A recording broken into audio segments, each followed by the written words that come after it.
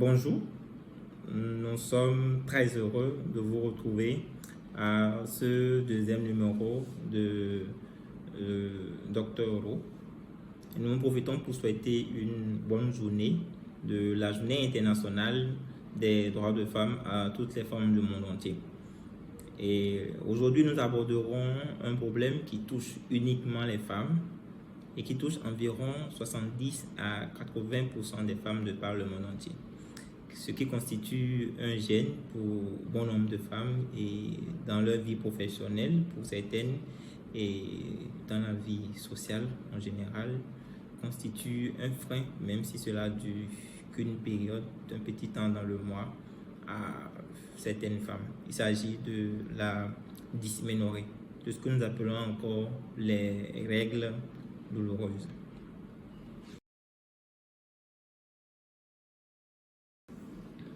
Alors, les menstruations ou les règles sont une desquamation de la muqueuse utérine. Cette muqueuse qu'on appelle l'endomètre. C'est une muqueuse qui tapisse l'intérieur de l'utérus, c'est-à-dire de la cavité utérine. Alors, qu'est-ce qui se passe? Au cours du cycle menstruel, nous allons assister à un épaississement de cette muqueuse utérine.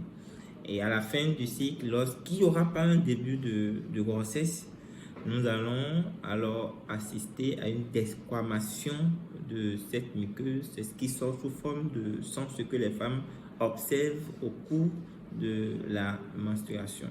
Et cette desquamation est facilitée par la sécrétion d'une molécule, une molécule inflammatoire qui va jouer un rôle de médiateur.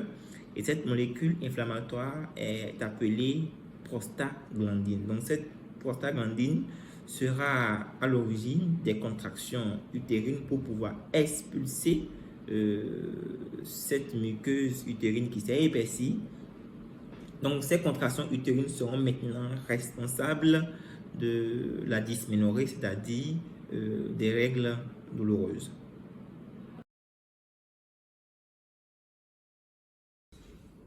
Alors, que faut-il faire?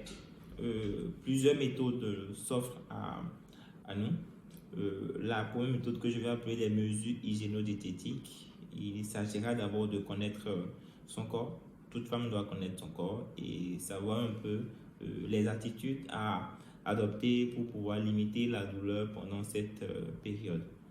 Et toujours au cours de cette méthode que j'appelle les mesures hygiéno-diététiques, il faut consommer beaucoup d'eau pendant cette période. L'utérus est un muscle et tout muscle a besoin d'être hydraté. Je vous proposerai d'opter pour de l'eau qui est riche en magnésium. Cela permettra surtout de lutter contre les changements d'émotion qui accompagnent cette période. En deuxième lieu, je vous proposerai d'éviter, de surtout adapter son alimentation en ayant des repas sains tout en évitant les excitants, entre autres le café par exemple, ou bien la drogue, ou bien l'alcool, ou bien le soda. Nous savons déjà que les sucreries pendant la période de menstruation peut entraîner une abondance des règles, donc les éviter parce que tant que les règles sont abondantes, il y aura toujours une douleur qui va accompagner. En deuxième lieu, on peut utiliser des produits médicamenteux, essentiellement des antidouleurs du palier 1 et notamment par exemple le paracétamol. On peut aussi utiliser les antispasmodiques comme le Spasfon que plusieurs femmes utilisent de nos jours. Et la troisième méthode, c'est lorsque vous utilisez le paracétamol et l'antispasmodique et la douleur est toujours présente.